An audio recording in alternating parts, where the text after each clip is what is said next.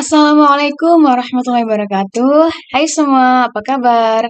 Semoga kita semua dalam keadaan yang sehat dan berbahagia. Pada pertemuan kali ini, kita akan belajar tentang bakteri.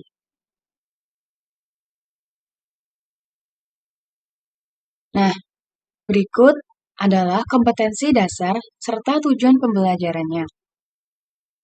Adapun kompetensi dasarnya yakni mengidentifikasi struktur, cara hidup, reproduksi, dan peran bakteri dalam kehidupan. Selanjutnya, untuk tujuan pembelajarannya, yakni setelah mengikuti pembelajaran ini, siswa dapat mengidentifikasi struktur bakteri dengan bahasanya sendiri, serta dapat menjelaskan cara hidup, reproduksi, serta peran bakteri dalam kehidupan manusia dengan bahasanya sendiri. Nah, langsung saja kita pada materi yang pertama, yakni struktur bakteri. Sini sudah ada gambar dari struktur bakteri dan keterangan namanya. Yang pertama ini ada kapsul, yakni lapisan terluar bakteri yang berfungsi sebagai pelindung, menjaga sel agar tidak kekeringan, serta membantu pelekatan dengan sel bakteri lain pada substrat. Kemudian selanjutnya ada dinding sel yang berfungsi untuk mempertahankan bentuk sel.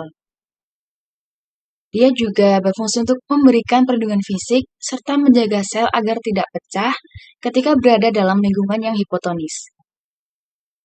Kemudian, sini ada membran sel yang mana berfungsi untuk membungkus sitoplasma. Ini sitoplasma. Serta untuk mengatur pertukaran zat yang berada di dalam sel dengan zat yang berada di luar sel. Lalu, di sini ada materi DNA yang mana terdiri dari DNA kromosom dan DNA non-kromosom. Kemudian, ini ada pilus atau fimbria yang mana membantu bakteri menempel pada media tempat hidupnya dan melekatkan diri dengan sel bakteri lainnya saat proses konjugasi.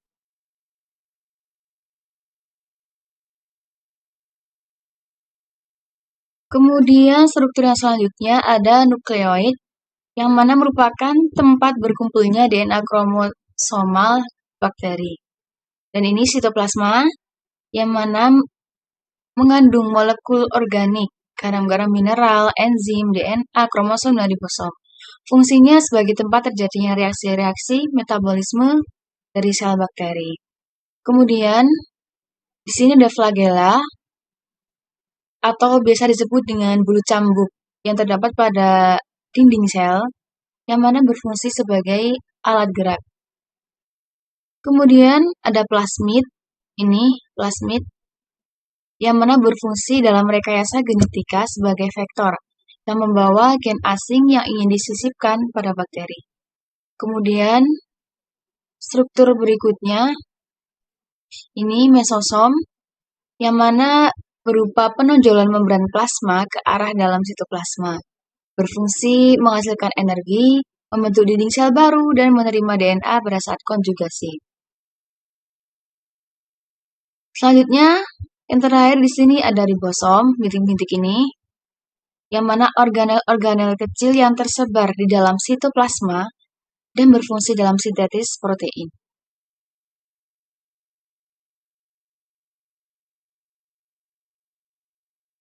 Materi yang selanjutnya adalah cara hidup bakteri.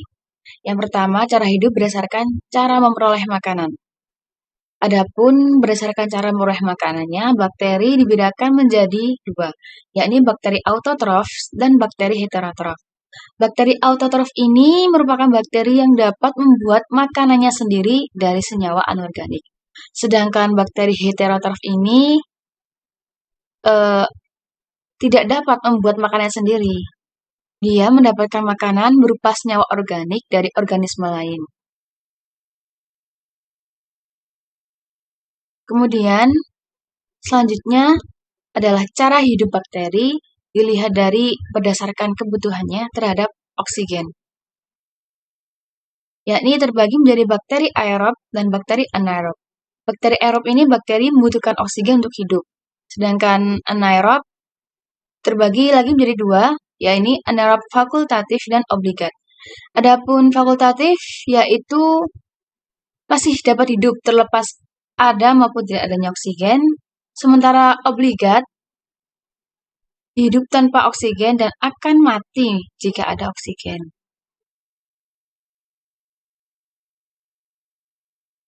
Lalu selanjutnya kita ke reproduksi bakteri.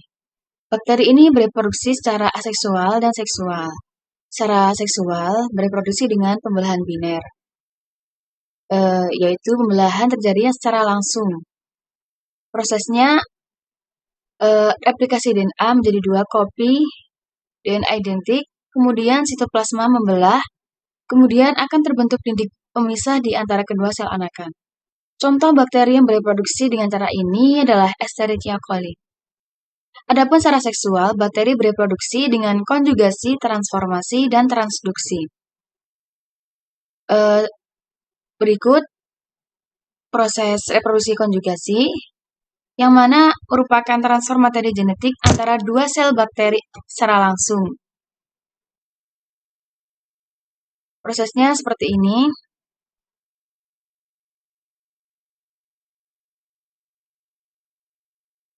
Dua sel bakteri berdekatan, kemudian terjadi transfer kromosom maupun plasmid. Kemudian sel dengan materi gen rekombinan memisahkan diri. Nah ini. Kemudian terbentuk 2 sel baru dengan sifat baru. Contoh bakteri yang bereproduksi dengan cara ini adalah Salmonella typhi. Selanjutnya reproduksi secara transduksi, yang mana merupakan rekombinasi gen yang dalam prosesnya diperantarai virus fag. Seperti pada gambar ini virus fag, bakteriofag. Adapun prosesnya, virus fag ini akan menginfeksi bakteri dan mengandung partikel DNA bakteri. Kemudian akan menginfeksi bakteri lain dan menyentuhkan DNA yang dibawanya.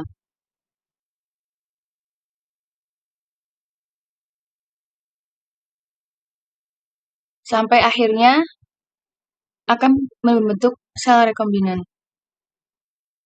Selanjutnya adalah reproduksi secara transformasi, yakni merupakan rekombinasi gen yang dilakukan dengan cara pengambilan langsung sebagian DNA dari bakteri lain.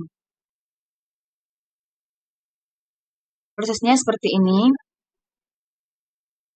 DNA diambil oleh sel, ini kromosomnya.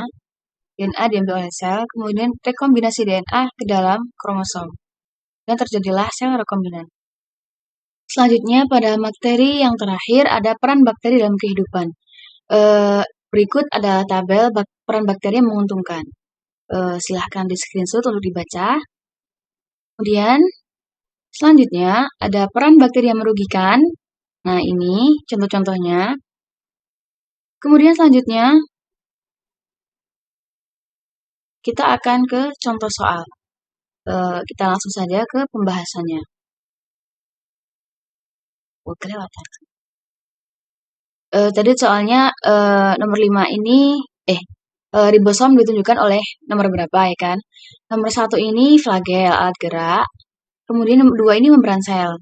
Yang ketiga ini ada materi DNA. Yang keempat ini plasmid. Nah yang keempat ini baru ribosom, kan bintik-bintik ini. Berarti jawabannya adalah E, ribosom.